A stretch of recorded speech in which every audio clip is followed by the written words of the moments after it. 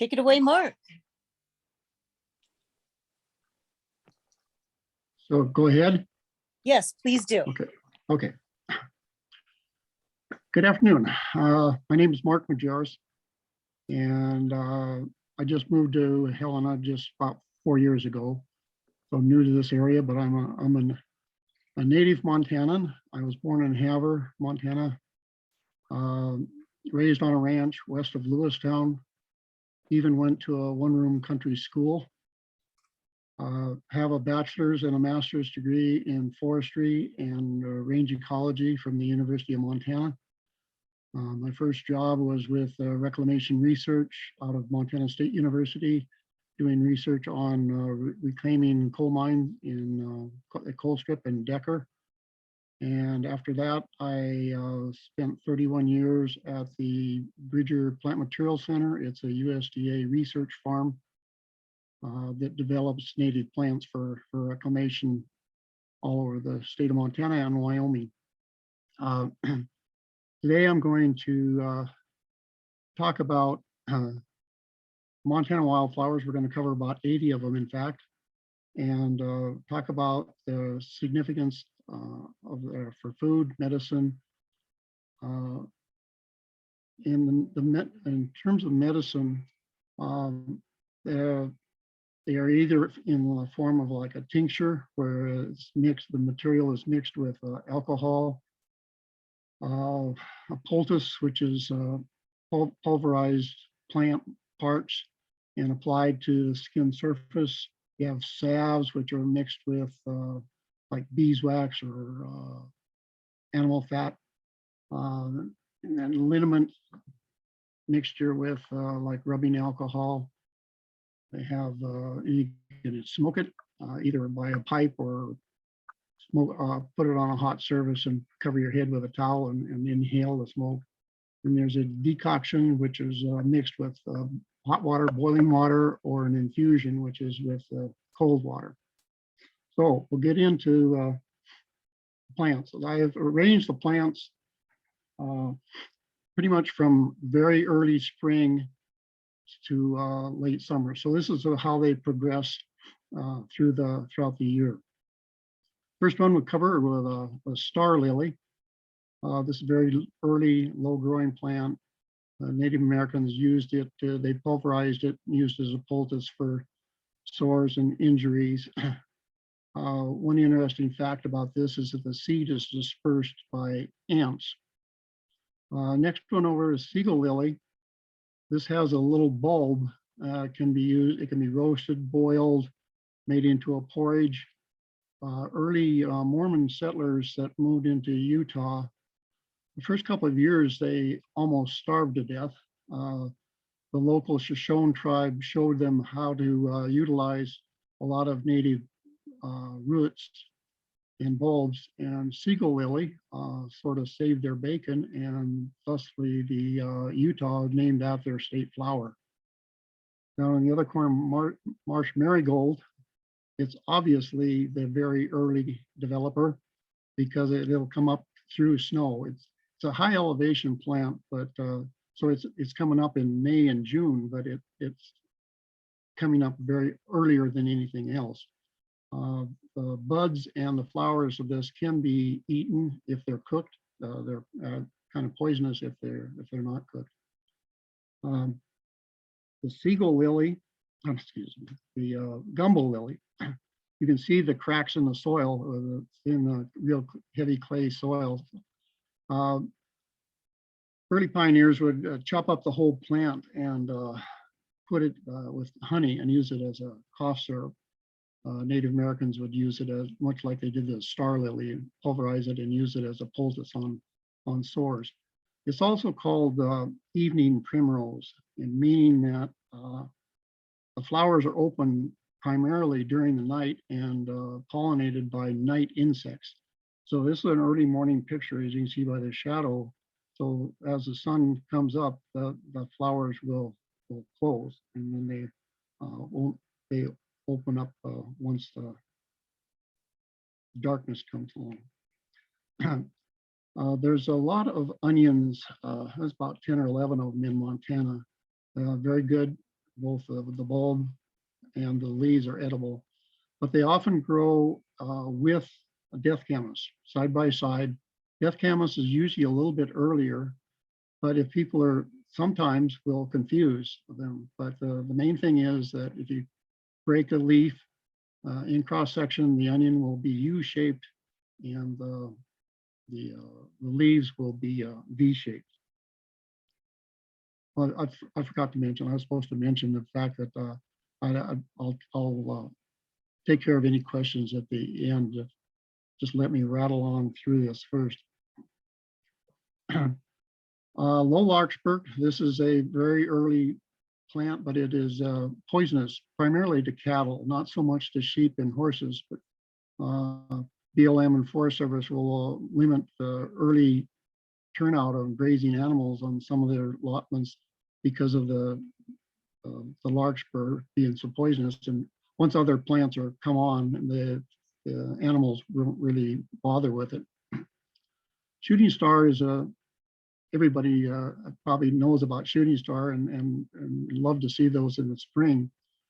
There's nothing really medicinal or edible about them. You can probably eat the flowers in a salad, but the interesting thing about these is that they're buzz pollinated.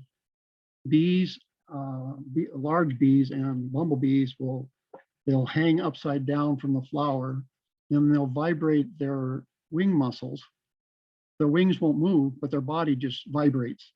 And so they shake the pollen loose onto their stomach, and then they go on to the next one and they transfer the pollen. Bees and wasps and all that, pollen is their main protein source. That's why they're after that.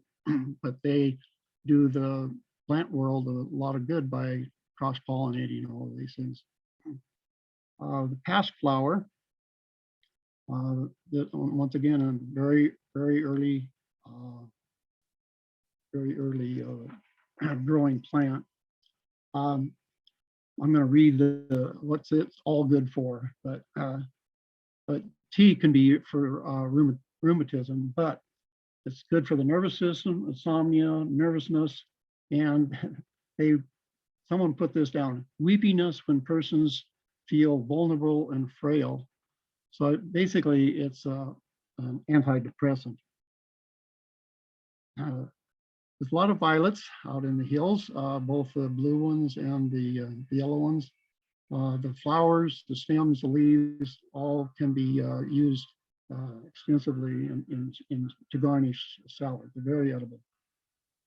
Wild strawberries, the strawberries are not very big on the wild ones. They're anywhere from like a pea size to a small marble. But this is the genetic base of most strawberries that are grown in the United States. They've just through breeding and so on, they've increased the size and effectiveness. In fact, they've taken a gene, an antifreeze gene from an Arctic fish and introduced it into strawberries and tomatoes to make them more frost tolerant. Hoary cocoon or stone seed, it's not a very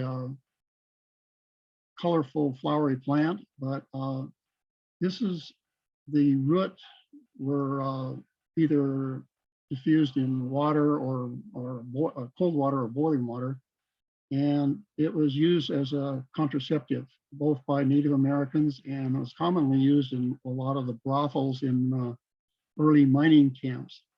But you can see that its name is stone seed, and the seed is it looks like it's porcelain, and they'd actually use that as drill holes through it and use it as beadwork. Balsam root, this you see around the open parks just below tree line all over western Montana. If you plant this from seed, it takes 8 years for it before it'll bloom. But it spends all that time making a big taproot. Taproot, I haven't seen them that big, but they say that they can get as big as 35 pounds, and they're edible. The stems or the early sprouts are edible, kind of like asparagus. The sap in the stems and leaves is an antiseptic. And Native Americans used the big leaves to wrap food to roast them. You know, the Greeks used grape leaves, the Latin Americans use corn husk. And so this is one use. You just wrap the food in it and put it over fire and roast it. Lupin. This is the first of legumes. I'm going to cover several legumes, but the thing about legumes is that they have bacteria on their roots that what we call fixed nitrogen. They take nitrogen from the air. The air you breathe is 78% nitrogen, but by rain and stuff, that nitrogen gets into the soil. The bacteria on the roots, they feed the nitrogen, they convert it to ammonia and feed it to the plant, and the plant in turn feeds it carbohydrates to keep it going. This has a really large legume seed, kidney-shaped seed that can be soaked and then used much like soybean. Monkshood. This is another one of the poisoners, like the larkspur and the monkshood are both very poisonous to livestock, and people avoid them altogether.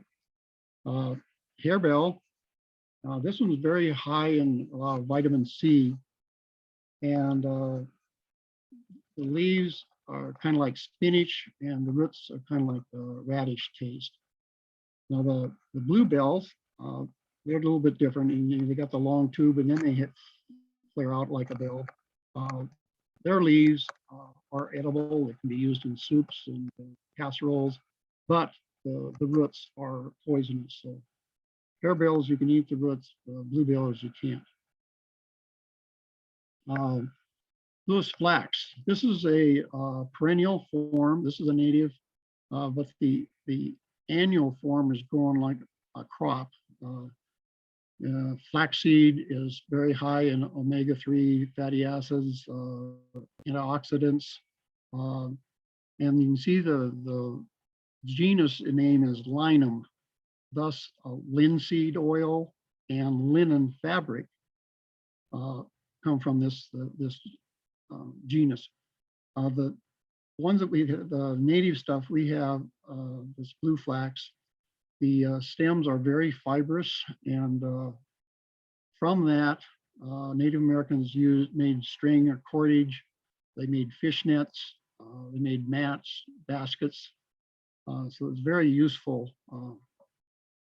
just for the fibrous stems. The golden pea, this one can be used for colds and coughs, but what they do is burn it, put it on a hot stove or over a fire, and then put a towel over your head and inhale the smoke for colds and fever. And the real bright yellow flowers, they can actually use, squeeze those and it creates a yellow dye. Scarlet Guara is it's a real dainty, it's a really quite pretty plant. A concoction of that is used for rheumatism. But one of the interesting facts is that people would chew on the leaves, macerate them up, rub them between their hands, and they said it made it easier to catch the horses. I'm not sure, the odor or what it was, but this is how you caught your horse before you had a bucket of oats to help you out. White milkwort. This was a very important plant, and primarily the dried root. And this was often traded and bartered with between tribes.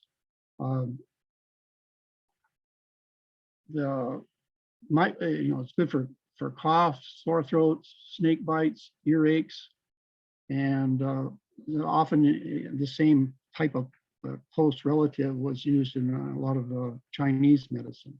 So it was a very, very important one to be able to trade for other things with this, the dried roots of this. Western yarrow is a very important medicinal plant. I met a lady several years ago that sort of lived off the grid near Nevada City, over by Virginia City. And she would take fresh yarrow and put it on top of her wood burning stove and get it smoldering and put it over her, put a towel over her head. And she swore by this for her asthma. The leaves can be used, macerated and used as a poultice to stop bleeding and for helping out infections with fresh wounds. And a tea can be made from the leaves that will actually induce sweating. So the next one over, Dusty Maiden, this one's actually called false yarrow. It looks much like it. A few years ago, I got a call from a medical research place at the University of Illinois, and they were looking at the possibility of this having anti-carcinogenic properties. And so I sent them seed that I had, and I never did really hear what the results were, but it's quite possible that it has something in it that could help prevent cancer. If you ever want to see a stand of this, the cloverleaf exit at Old Faithful, coming from the west, take the exit, go over the top of the road, and then the fill is just solid Schimactis, just as you're going into Old Faithful. The goat's beard, or Tragapogon, this is the one that they always show pictures of little kids blowing the seed and dispersing it, whatever. It's an annual, but the seedlings are very important food for sharp-tailed grouse chicks, baby chicks. During World War II, they did research on this because of the shortage of rubber. This has a white latex inside the stem. And so they did research on trying to make rubber from the latex of the Tragapogon species. Rocky Mountain bee plant, this is a short-lived one. And pollinators just love it, but I'm not sure why, because it has kind of a foul odor to it. But it's good for stomach aches and sore eyes and so on. It can be used to get a yellow and green dye, and then you boil the heck out of it, and it'll actually make a black dye that was used by Native Americans for coloring hides and pictographs and that type of things. 10-petal blazing star. This is another one of the ones that close up during the day and they open up at night. This is probably an early morning picture where it just hasn't closed up just quite yet. Scarlet globe mallow is really a tough little customer. It grows on real droughty sites, but it had quite a few medicinal properties. You can take it orally, some kind of a liquid concoction for cough, colds, flu, and diarrhea, and you can apply it on surface skins for snake bite and other wounds. Miner's candle. This is interesting because the alternate name for that is butte candle. It's a short-lived, it's got a lot of prickly hairs on it, whatever, but it was used as a candle. They would dip this into wax or oil or whatever, and actually use it, the dried plant, of course, and actually use it as a candle. Fireweed. After the big fires in Yellowstone in 1988, for the next couple of years, there was hundreds of acres of fireweed throughout Yellowstone Park. It comes up other times, but it really responds, comes up after a fire. The early sprouts can be used as like asparagus. The actually it can be used for poison ivy remedy and for eye snow blindness. Find that quite interesting.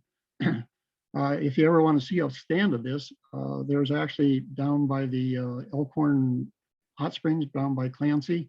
There's a pond just south of the buildings, and on the south edge, there's a great big stand of the fireweed. It's very, very pretty in the summer months. Pretty cup gumweed is kind of weedy, but it is a native and not obnoxiously weedy, but it has a sticky substance, and it was used for like poison oak and any kind of skin irritations as a topical application.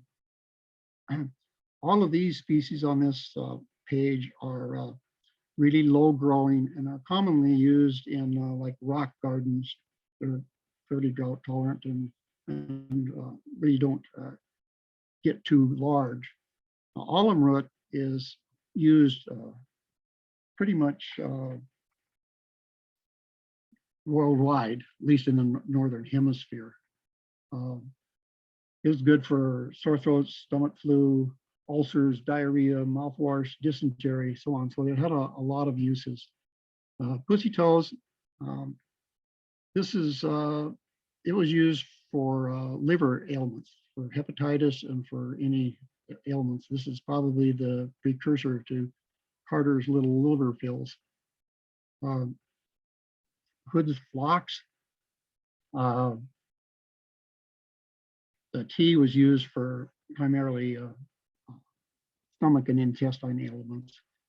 Stonecrop, you see a lot of this in landscaping. It's a succulent plant, means that the leaves are real fleshy. So it can be eaten like in a salad.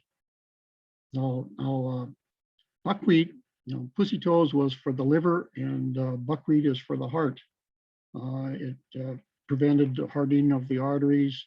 It's good for varicose veins, blood flow, and even a little bit treatment of diabetes. Echinacea, you can go to any drugstore, and in the herbal section, you can buy capsules of echinacea. It is basically what it is the dried roots and encapsulated. It is good for strengthening the immune system, and it does work. And some people take it during cold and flu season just to ward off colds. Back in the 90s, 80s and 90s, there were so many people going out and digging up this root and selling it to the pharmaceutical companies that the Montana State Legislature actually passed a law prohibiting any harvesting of echinacea on state land. And I got a picture of the seed, and that, if you bite into a seed at that stage, it will basically numb that portion of your mouth for about 2 hours. So it was commonly used for toothaches, and it's also used for distemper and horses, but I'm not sure how that worked, but that was used. But you can trick people into biting into that without them knowing. It's kind of fun to watch their reaction. Blanket flower. Blanket flower was it's used for like sunstroke and stomach aches and skin, whatever, but mostly it was used as a good luck charm, both by Native Americans and early pioneers. They bake a bouquet of this and bring it into the house, and it was for good luck. Prairie smoke is an interesting little plant. You can make a tea out of the root. It'll make a pink tea, and it kind of tastes like sassafras. But when the seed heads mature, it has these big plumose heads, and if there's a lot of them out there and the wind is blowing, the movement back and forth, it makes it look like the prairie is smoking or on fire. That's why the name is prairie smoke. Last summer, I was up on top of the mountain, just west of the pass, going down into, as you drop into Boulder. And I found a stand of this that was almost solid. And so I'm going back this summer to see if I can catch it when it's all headed out and get a picture of it. Because it's really beautiful when it's all, there's a large stand of it. These are all on this page are sunflowers, or belong to sunflower family or aster family. But these aren't flowers. These are actually inflorescence or seed heads, flower heads. If you look down at the arnica down in the corner, left-hand corner, each petal is attached to a flower. So there's those flowers all the way around. Those are called ray flowers. And then the center, you can see each dot, each one of those is a disc flower. Dandelions have all ray flowers. So let's jump back up to black-eyed Susan. That is primarily used as a diuretic. Prairie coneflower, it was used, the leaves and stems were used for pain relief and for like poison ivy and rattlesnake bites. So there's a lot of these things were used as for rattlesnake bites. Ran across a lot of rattlesnakes back in those days when you're out and about. And sometimes, excuse me just a minute. My phone goes directly to my hearing aid. But a lot of these concoctions were, they mixed 2 or 3 different things. Excuse me just a minute. Hi, I'm on the middle of my presentation. Okay, sorry about that. So there is sometimes, often in case they're mixed 2 or 3 different into a concoction to treat a tumor. Annual sunflowers, well, there's both annual and perennial, but those are primarily used just like any sunflower. We harvest them for the seed, roast the seeds and utilize them. The heartleaf arnica, it was reported that they use for external use only. It's often cases mixed with like rubbing alcohol and used as a liniment for sprains, sore muscles, that type of thing.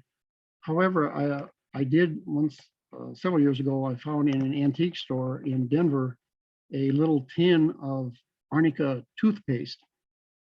So I suppose if you scrub with it and then spit it out, it won't, but they say do not use it internally. But I was surprised to find a toothpaste that was made out of arnica. So some of the legumes, there's a lot of what they call local weed and milk vetches out there. Most of them are pretty much all of local weeds are poisonous because make horses go local. That's why it's called local weed. But there in the flower, there's a hood that petals that is sort of like a hood that goes over the stamens and the pistil, and the bees have to lift that lid up to get at it. But in Oxytropis, that hood is pointed, and in the milk vetches, it's rounded. So it's the primary way of telling the difference between the two of them. One of the milk vetches, true groove milk vetch, is really quite interesting, is that it is a very strong selenium accumulator. Selenium is a micronutrient that we all need, animals need, but there's a fine line between not enough and too much. And the selenium, because of selenium accumulation, it stinks. It smells like a rat's nest. A few years ago, there was a grad student at Montana State University that was working with selenium accumulators. And he called me one Sunday afternoon, and he had run out of plants that he was working with, and wanted to know if I could quickly go get some more and send them up to him. And I went, that's when I was living in Bridger. I went out by the fish hatchery where I knew there was something out there. And it just rained and a little bit of wind coming out of the east. So I walked back and forth across the valley until I caught the scent.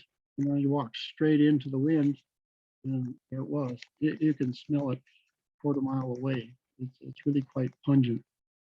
The one milk vetch, however, that is good is the ground plum. The ground plum, they're about the size of a grape, and they can be cooked, and they taste like string beans. But if you're out in the wilds and you come across them, you can eat them directly, and they'll actually help quench your thirst. Uh-oh. Okay. Northern sweet vetch and yellow sweet vetch, and then there's an alpine sweet vetch. They are the roots they can be eaten.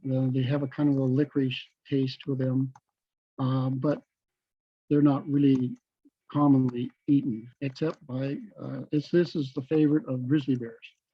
They love to dig up the roots and chew on them. The sweet vetches are interesting in that they have their seed pods are called loments. They're like a chain, and in each little pod there's a kidney-shaped legume bean. And you are all actually familiar with another loment bearing plant, but it is underground, and that's peanuts. They have a similar seed pod configuration. The two prairie clovers, the purple prairie clover and the slender white prairie clover, are two very important species in reclamation in Montana and revegetation sites. They're legumes, and so they help produce nitrogen for their neighbors. They can be tea made out of the leaves. The roots of the slender white prairie clover can actually help with toothaches, whatever. But they're primarily used in reclamation. And what's interesting is the purple prairie clover, there's a variety called Kaneb, Kansas and Nebraska, and another one called Bismarck. But slender white prairie clover, we released, when I worked at the Plant Material Center, we released one called Antelope, came from North Dakota originally. But the Montana State University entomologists came down and they swept the field with nets, and they actually recorded 75 different wasps, bees, and flies that were in that field, about a 2-acre field. Unbelievable the number of pollinators that come in. The primary pollinator is a really tiny white wasp. Scurf peas, the slim flower scurf pea and the silverleaf scurf pea, they're important root crop, but they can't hold a candle to their cousin, which will be on the next page. But the scurf peas were commonly used, both cooked and raw, edible roots.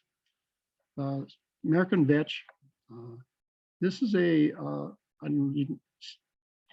I use my pointer, the thing goes haywire. But on the end of the leaves, there is what's called tendrils, which grab, like peas or sweet peas they're viney, and they'll crawl up their neighboring plants to support themselves. But the pods that develop, the little seed pods, are kind of like miniature edible pod peas, and they can be eaten. If you catch them early enough, they can be eaten just like edible pod peas. The American licorice, it's native to Montana, and this they can chew it. You chew on the roots during in the sweat lodge, and it'll actually have a cooling effect on it. It's used for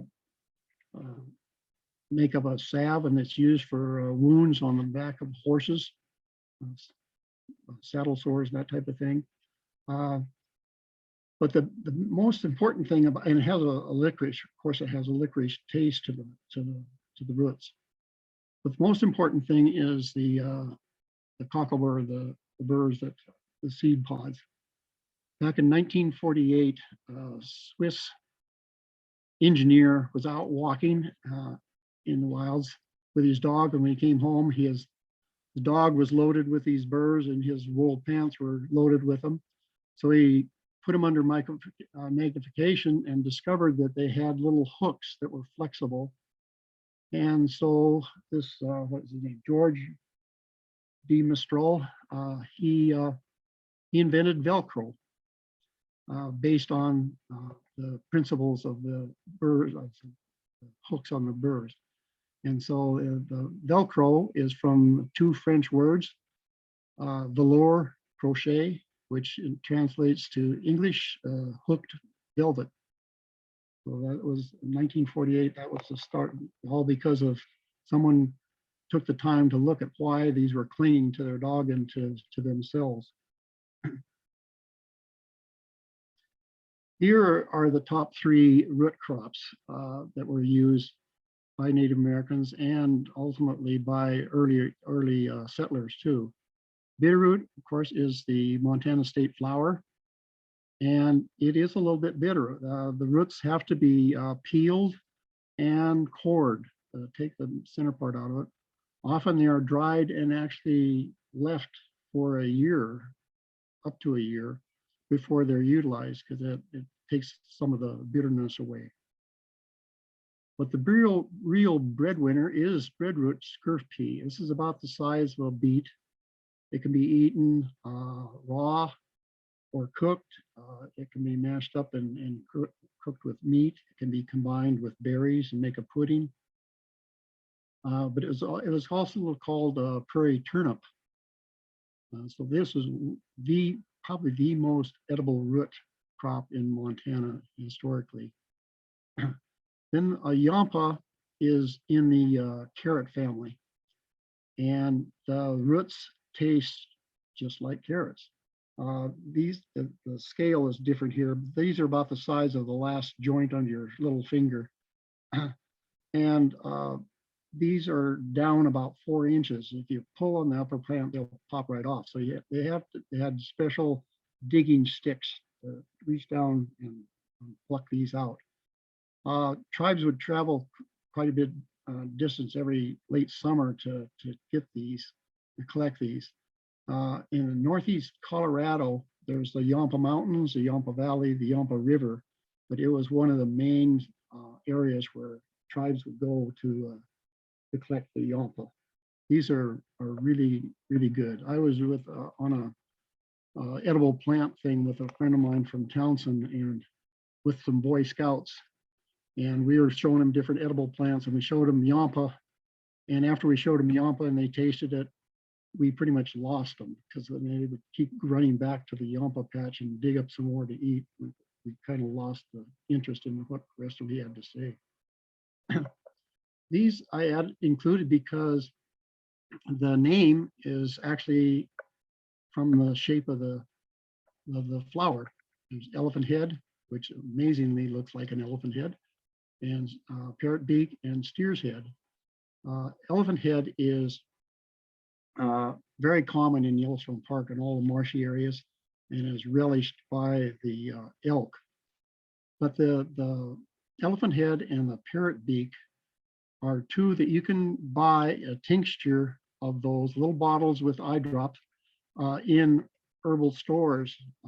It's primarily a sedative.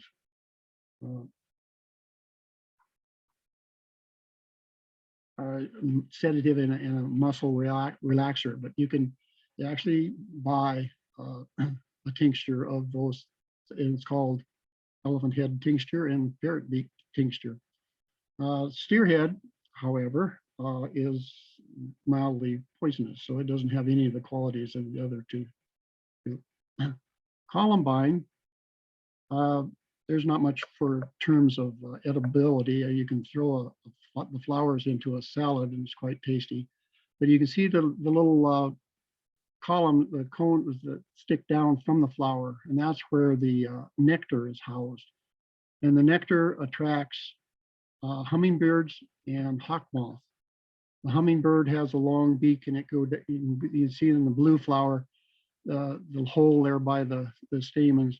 They stick the beak down in there and get the nectar. And while they're there, pollen gets on their body and they take it to the next flower. The hawk moth is almost the size of a hummingbird, and it has a long proboscis and a long tongue. So it is also an insect that can get down in there and reach that nectar. Sticky geranium and white geranium. The sticky is just that. It's really quite sticky. Both of these, you can put the leaves into boiling water and put a towel over your head and breathe in the steam for colds and for headaches. And then actually when the water cools, you can drink that and get the same effect or same response.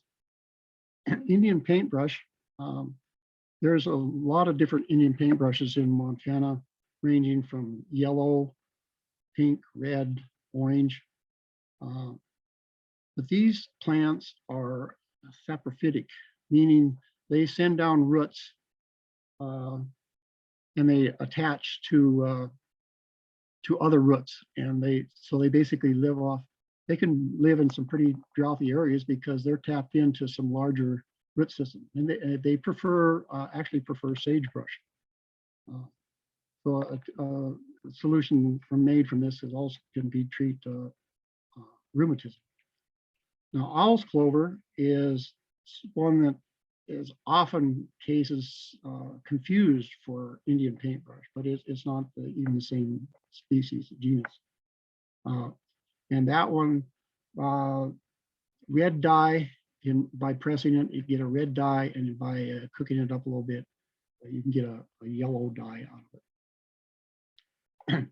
Penstemons or beard's tongues, there is over 30 species in Montana, ranging the white, pink, red, blue, purple.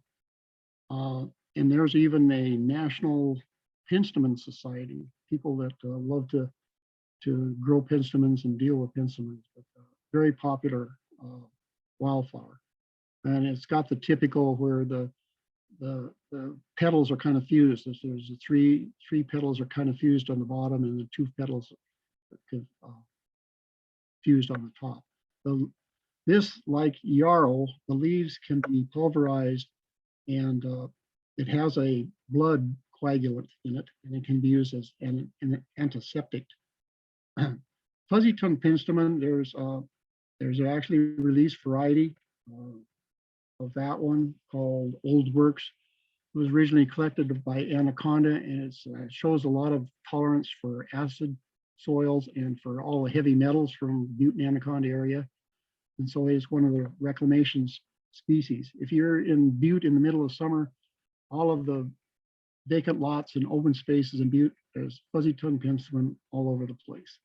So it's very in and around Anaconda too, where all of the contamination of cadmium, zinc, arsenic, lead, copper, and so on, they're quite tolerant of those conditions. wild bergamot or mint. There's several kinds of mint available, but the main characteristic with mint is that it has a square stem. Grab the stem and try to roll it, and it won't roll because it is very, very square.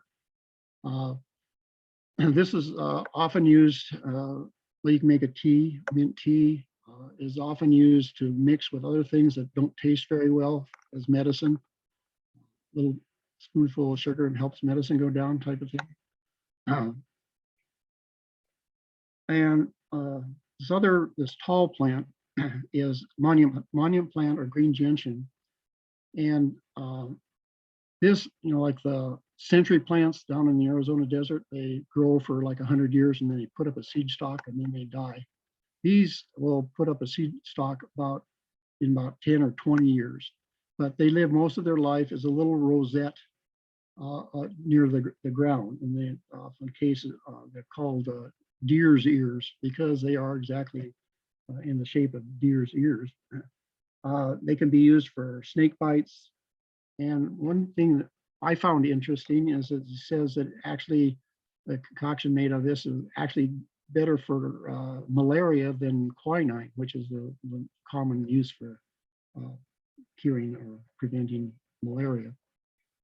The wood sorrel is often confused for clover. You see the three leaf looks much like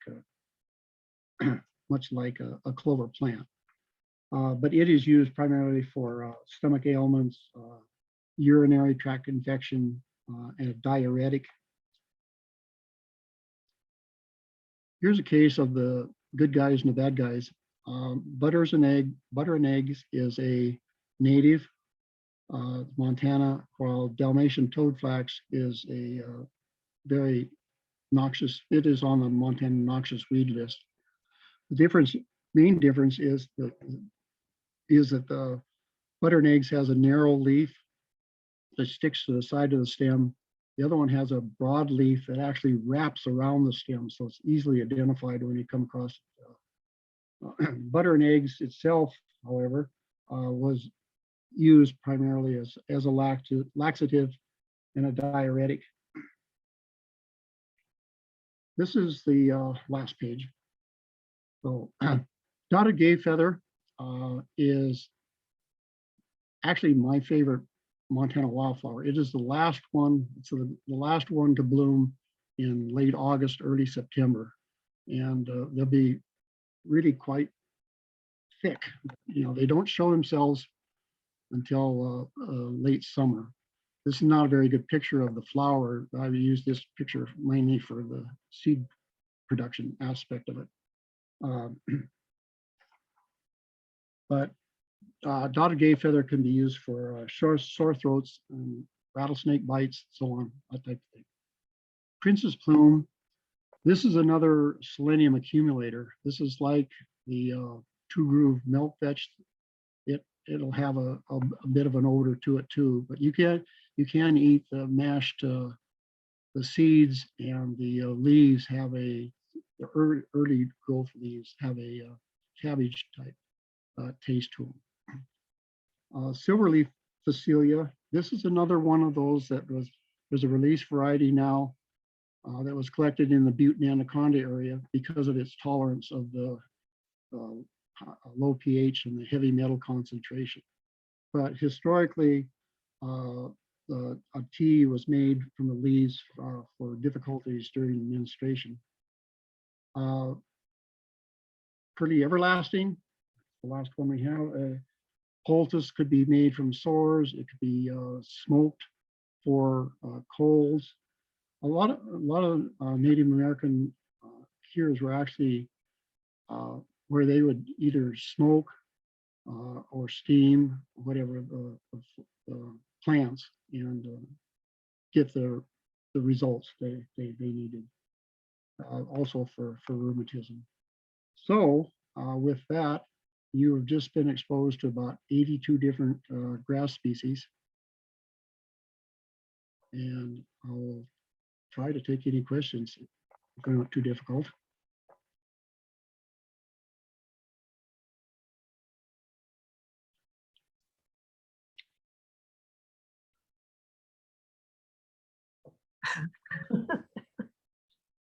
Is Michelle there? I am. I figured there'd be lots of questions. Oh, okay. I love that picture that you have up. I would like a snapshot of that hanging on my wall. That's pretty. So, okay, I have a question. Okay. First of all, wonderful presentation. I kind of am excited now when the weather is nice to get out and maybe walk around and see what I can find. I am wondering if and you could email this information to me and I could share it with folks, or if they want to jot it down.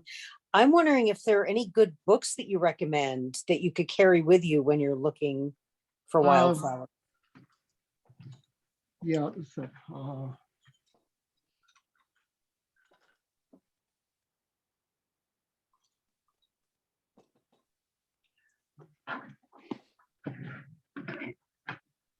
Yeah, I can send you the information, but for more of the prairie species, grassland plants of South Dakota is an excellent one.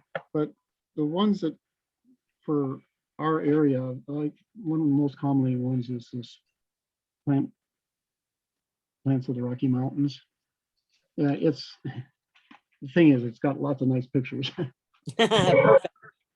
So, but those are probably the two best ones. I can send you that. Sure. And then the plants of the Rocky Mountains, does that explain, like you have done, what the plants can be used for or what they were historically used for? Some of it is. Okay. Let's see.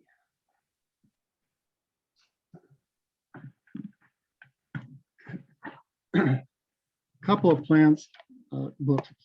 The medicinal plants of the prairie, but these are all just line drawings and maps. So it's not really great. And then the Montana native plants and early people. It's once again, it's got line drawings, so the plants of Rocky Mountain has a few of the medicinal qualities listed, but not that many. Okay, I have a question. Sure. Is there anything about bear grass, the flowers?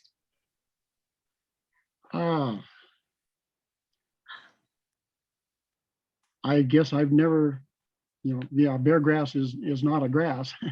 Yeah. I haven't run across anything. Okay, I had this experience hiking in the Bitterroots. There was so much bear grass and we were wearing shorts, and it was so thick that the flower heads were brushing against our legs. And I tell you, there must have been something that came off on my skin that made me kind of, I wouldn't say stoned, but I felt that it altered my consciousness in some degree. Well, I'm not familiar with that, but that's something worth looking into. But various people respond to different. I had a girl that worked for us one summer, and she'd just get near a juniper tree, and she'd start breaking out. Wow. Just everybody is sort of unique in their response to various plants. But I'm not familiar with anything right offhand. Okay. Anything in the yearly clouds of pine pollen? No, like I said, the pollen is the main source of protein for all the insects. Bees, they haul pollen back to the hive, basically to survive on. They eat the pollen. Yeah, I'm thinking about, sometimes the pollen is so thick, it looks like a green cloud. Yep. So, yeah, Just that time of the year. yeah. And I wonder if people do tend to be allergic to it. Oh, Yeah, there's some people that are just basically allergic to anything. yeah. I was working over on the Jocko River in Lake County, and one of the Indians over there showed me a stem with a small flower on it that looked. You mentioned your mint flower stem had four. It was sort of square. Well, Right. this one I can't remember. It's been a long number of years ago, but it was sort of. I thought it was five-sided. And you take it and twirl the stem in between your hands and then wipe it over you, and it kept the mosquitoes away. It didn't last very long. I mean, it was hot, the sweat and stuff on there, but those mosquitoes didn't like it on it. Oh, yeah, there's some of these are, for lice and ticks and stuff, they're sort of a repellent. And so that's possibly that I've never heard of anything five-sided, but I suspect that mints may very well repel certain things, just the pungent, or not the pungent odor, but just the strong menthol odor. Well, the mint, when you showed it there on it, I don't remember, really what it looked like. I didn't really look at the flower, but it might not have been a five-sided. I wouldn't put money on it, but twirling it in your hands and stuff was more or less the way what it felt like on it. I didn't really observe it that much and stuff on it. The other thing was that you brought up several of your the different concoctions that you would do. Now, did the Native Americans have an alcohol brew that they use to make some of these, or did that come with the white Americans and stuff? No, yeah, most of theirs were mixed with beeswax or animal fat, boiled, roasted, whatever. But yeah, most cases they didn't have like the liniment type thing with the arnica. That's probably Anglo in nature because of the rubbing alcohol and stuff. Mhm. That's what I thought, but I wasn't sure. Thank you for clarifying it. You've done a real good job here on it. Thank you. I have another question Okay. about horse mint, or is that just generally lumped with the other mints? Well, yeah, all of the mints are, they have the square stem, they have the menthol odor. Yeah, horse mint seems more pungent. Yeah, it's just a matter of having more of the compounds in their leaves and stems. Yeah, there's obviously some mints are very, very strong taste and odor. Uh-huh. The mints were primarily mixed with other things. Like I guess I didn't say it, but that white bistort, the one that I said was commonly traded and bartered with. It said that it was very nasty taste, and so that type of thing often was mixed with mint leaves or whatever to counteract the pungent Uh-huh. taste odor. Uh-huh.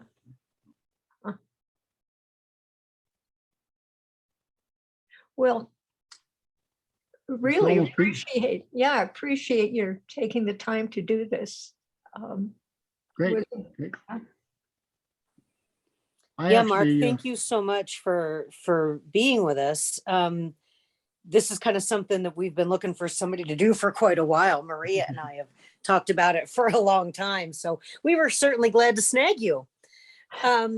One other thing, I do sometimes get requests for the PowerPoint. So, somebody may be watching it later. And you have such beautiful photographs in there too. I wonder if you wouldn't mind sharing your PowerPoint with me, and then I would have that to send on to folks if anybody requested it. Yeah, no problem. I put this PowerPoint together about 7, 8 years ago, actually, and I used it. There was a church in Billings that had lectures on Sunday afternoons and Wednesday evenings. And so I gave it there, and I presented it to the class at Bighorn College down at Crow Agency. And I shared my PowerPoint with a botany professor at Rocky, giving grass ID classes at Rocky, but I gave her that along with my notes script several years ago. And then, so this is a PowerPoint that I've had assembled. I just had to touch up on all of the knowledge again. Yes. Well, it's great. And I was thinking too, that even if I just had this to print out, maybe to carry with me when I'm out hiking, before I maybe settle on a book to buy, this would be helpful as well. And I'm going to find a way I'm going to cut and paste that picture that you've got right there and print it out and hang it up in my office. I like it so much. Okay, so I will send to you the PowerPoint, and I'll send you a list of titles and authors of books. Oh, that sounds lovely. Thank you so much. Does anybody else have any more questions for Mark before we let him go? One more. Mark, Okay. would you have any interest in doing a program on grasses? I did. And it should be, in January, I think it was, I gave a presentation on identification and appreciation of Montana native grasses. I think it's recorded on and available on the Montana Native Plant Society website. Okay. And particularly on the Kelsey chapter website. It's a YouTube. We had access to YouTube through the chapter in Bozeman, I think it was, and they recorded it. And I am possibly going to give a presentation at Garden Works this summer on grasses. I don't know yet. But I'm also involved in the reestablishment of the native plant section, and then we're going to start cleaning up and reestablish the medicinal meadow section of the Ward 6 community garden. Last summer, I completely dug out all of the weedy material, whatever, and established 50 different 12 shrubs, 13 grasses, and 25 wildflowers. So I have signs that I'll put out this summer. But if you go down to the Ward 6 on the end, right next to the kids' playground, is a revitalization of the native plant section with 50 different native plants. And have they been labeled? They will be. I just got the labels. Helena Park and Rec bought them for me, and I'll put them out in a month or so. Wonderful. And then we're going to start digging up all of the weedy part of the medicinal meadow and reestablish that. So hopefully there's enough people that help me out. So you're looking for some volunteers, are you, to help out with that? Oh yeah. Right on. Yeah, I'm participating in the I'm going to it. The Gold Country Master Gardeners have on the 2nd of April. They have a thing at Carroll College. Bunch of speakers on gardening, whatever. This isn't the vegetable garden type thing. This is the flower and shrub and tree garden type thing. And so we're hoping to get some new members for the Native Plant Society, and then try and find some people that are willing to help out in reestablishing the medicinal meadow portion of the Ward 6 garden. Oh, Sounds like you have your work cut out for you. Yeah, I've been busy the last couple of years. Yeah, and then That's awesome. Well, I also live on the edge of one of the green spaces, a Bull Run green space, and I spent 4 years. I've pretty much got all of the houndstone eradicated. Now I'm working on the Dalmatian toadflax and the spotted knapweed. again, you got your work cut out for you, it sounds like. All right. Well, we should probably let you go and get on with your day. Mark, Okay, thank so you so you- much for joining us. You said that you recorded this? Yep. And it will be, I should be able to get it up onto the Rocky website by next week. Okay. All righty. And Okay. I think we're going to have to stay in touch and you're going to have to let us know what you're up to. Maybe if Okay. you just email me every once in a while and let me know what you're up to, I can throw it in our newsletter. Okay. All righty. Okay. All right, Excellent. Mark, you have a wonderful day. Everybody else, thank you so much for joining us today. And we'll see you again soon. Okay, Thank you, thank you. Mark. All right. Yeah. Bye-bye.